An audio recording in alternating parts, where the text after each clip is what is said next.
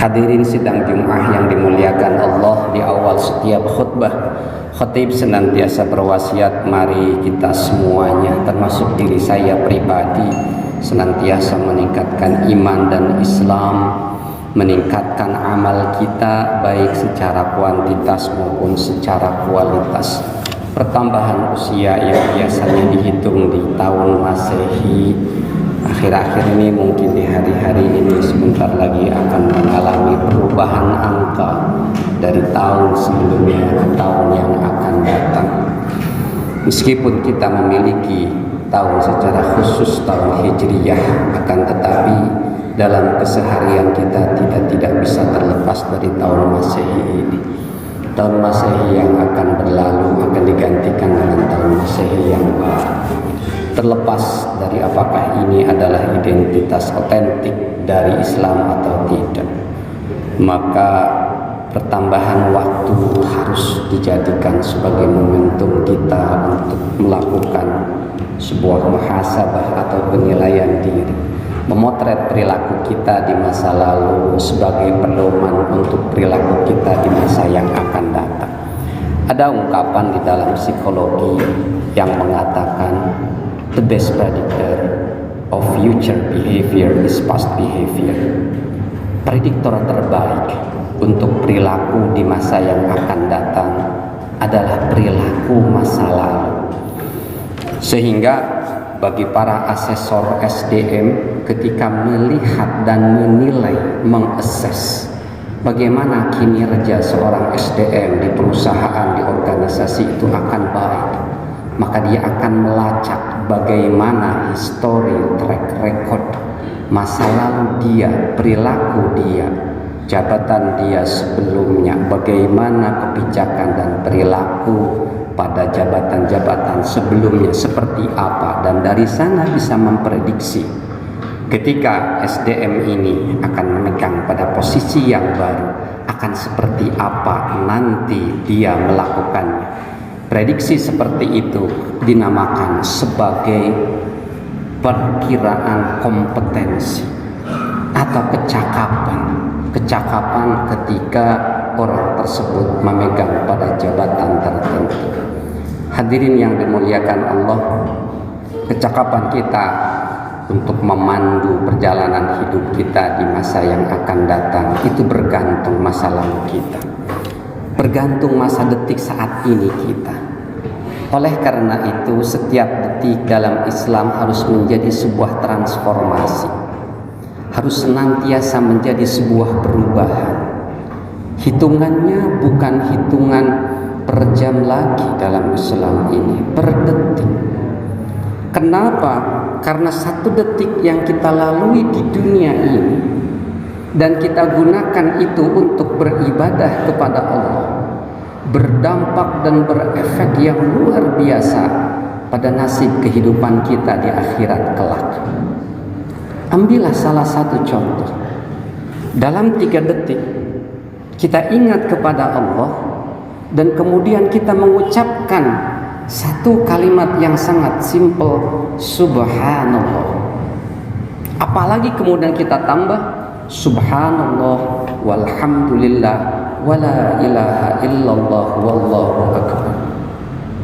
Kalimat itu subhanallah walhamdulillah wala ilaha illallah wallahu akbar, dan kalimat yang lain seperti kita mengucapkan subhanallahil azim wa bihamdi, itu adalah kalimat yang ringan di lisan tetapi sangat dicintai oleh Tuhan, oleh Ar-Rahman, dan akan memberatkan timbangan. Hanya kita mengucapkan beberapa detik kalimat tersebut, namun syaratnya setiap amal kita itu 3. Pertama tauhid, yang kedua ikhlas, dan yang ketiga sesuai dengan panduan. 3 syarat amal itu diterima. Kita lakukan itu, tauhid, alhamdulillah kita semuanya sudah bertauhid. Kita tidak pernah menyatakan diri murtad keluar dari Islam. Sejak kecil kita sudah bersyahadat, insya Allah amal kita itu potensi diterimanya sangat besar. Kita sudah bertauhid. Yang kedua tinggal ikhlas. Memupuk keikhlasan itu perlu keterampilan, dan keterampilan itu perlu yang namanya praktek yang berulang-ulang. Mungkin para bapak sekarang ketika mengucapkan zikrullah, subhanallah, subhanallah, subhanallah, kok ikhlas itu angel ya? Keucapan-ucapan itu munculnya spontanitas saja ya. Kok tidak membekas dalam hati ya? Kok sholat jungkal-jungkal setiap hari 5 kali dalam sehari semalam kok tidak membekas ya? Mungkin kita perlu berlatih untuk ikhlas, karena ikhlas itu perlu latihan, perlu pengulangan, perlu praktek berulang-ulang. Saya kembali lagi ke tadi, bahwa betapa waktu detik saja buat kita di dunia ini, hidup saat ini demikian sangat berharga. 2 detik kita gunakan untuk mengucapkan subhanallah wa bihamdi subhanallahil azim. Luar biasa pahalanya di akhirat kelak akan kita nikmati. Hanya dalam jangka waktu beberapa detik saja. Padahal Allah menyuruh kita terus-menerus dalam hidup kita, setiap detik kita zikrullah. Setiap menit kita ingat kepada Allah. Setiap menit, setiap detik, setiap jam kita bikin koneksi kepada Allah. Kita bikin sinyal yang kuat kepada Allah. Mungkin sekali-sekali sinyal itu rendah. Mungkin sekali-sekali karena faktor cuaca, faktor iklim, mungkin sinyal itu nggak begitu kuat. Tapi pada saat-saat tertentu harus kita bikin sinyal itu kuat kepada Allah. Kapan itu? Ketika lisan kita mengucapkan zikrullah, bikin sinyal itu yang kuat kepada Allah. Kapan lagi? Ketika kita sholat seperti ini, ketika kita rukuk dan sujud seperti ini, bikin sinyal itu yang kuat sekuat-kuatnya kepada Allah. Itulah makna transformasi dalam Islam. Perubahan ke arah yang lebih baik itu dalam Islam bukan hitungan per tahun, per bulan, atau sesuai dengan kenaikan kelas, atau sesuai dengan kenaikan semester. Hitungannya per detik. Karena apa? 1 detik hidup kita di dunia ini kalau tidak dimanfaatkan untuk kebaikan akan disesali seumur-umur ketika kelak di akhirat. Mau dibandingkan antara hidup kita di dunia dengan di akhirat, tidak akan ada angka yang bisa membandingkannya para bapak hadirin yang dimuliakan Allah. Mau kita bandingkan, kalau misalkan kita hidup, diberikan hidup oleh Allah 50 tahun, pertanyaannya kita di akhirat akan berapa puluh ribu tahun, triliun tahun, puluhan triliun, ribuan, enggak, lebih daripada itu. Pembandingnya adalah angka 1 dengan angka yang tidak terbatas. Kalau masih ada angkanya mending. Misalnya di akhirat, kalau misalkan Allah memberikan kesempatan kita masuk surga, kemudian Allah bukan karena rahmat Allah memasukkan kita ke surga, mungkin ada perhitungannya. Kita hidup 80 tahun, kita ibadah 65 tahun sejak balik, ya udah surganya juga 65 tahun dong, kan adil, seimbang. Tapi Allah tidak seperti itu. Kita ibadah yang sangat ringan, yang sangat kecil. Bahkan banyak orang dalam sejarah, wali-walinya Allah tidak kelihatan seperti seorang kiai, seorang ulama, seorang syekh yang menggunakan jubah. Dia kelihatan orang yang sangat-sangat biasa sekali. Akan tetapi mereka adalah wali-walinya Allah yang ibadahnya adalah dengan senantiasa mengingat Allah dalam hatinya dan mengerjakan amal-amal yang mungkin kadang-kala amal itu biasa-biasa saja. Sholat fardu mungkin yang biasa-biasa saja. Artinya amal kita yang sederhana di dunia ini akan dibalas oleh Allah luar biasa nanti di akhirat dengan balasan yang tiada tara, dengan waktu yang tiada ujungnya. Khalidina fiha abada, di dalam surat Al-Bayyinah, ketika kita orang yang beriman dimasukkan oleh Allah ke surga. Oleh karena itu pertambahan waktu Bapak, para bapak hadirin yang dimuliakan Allah, harus menjadi motivasi kita. Hitungan kita, prestasi kita adalah bukan hitungannya per jam, per hari, per detik. Per detik perlulah kita selalu ingat kepada Allah, koneksikan hati kita kepada Allah. Ketika koneksi itu terus tersambung, maka insya Allah kita akan menjadi kekasih-kekasihnya Allah. Kita akan menjadi wali-walinya Allah yang derajat wali Allah itu adalah la khaufun alaihim wala hum yahzanun. Tidak ada rasa takut, tidak ada rasa sedih. Hidup ini dibikin enak dan mudah, enteng bagi para wali-walinya Allah.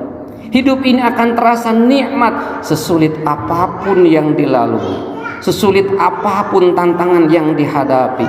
Bagi wali-walinya Allah, jaminan dari Allah bahwa inna auliya Allahi la khaufun alaihim walahum yahzanun. Sesungguhnya kekasih-kekasih Allah, maka dirinya tidak akan rasa khauf, rasa takut. Tidak akan ada rasa sedih. Walaupun disakiti, seberapa besar disakitinya oleh makhluk, oleh atasan, oleh teman, oleh tetangga, oleh saudara, oleh istri, oleh suami, tidak akan merasa sedih dan tidak akan merasa takut. Karena dijamin oleh Allah bagi wali-walinya Allah. Siapa walinya Allah itu? Hatinya yang setiap detik senantiasa terconnected kepada Allah dalam setiap saat. Dan tadi saya katakan, untuk menjadi wali Allah, para bapak hadirin, tidak perlu seperti saya menjadi seorang khatib atau yang banyak memberikan khutbah.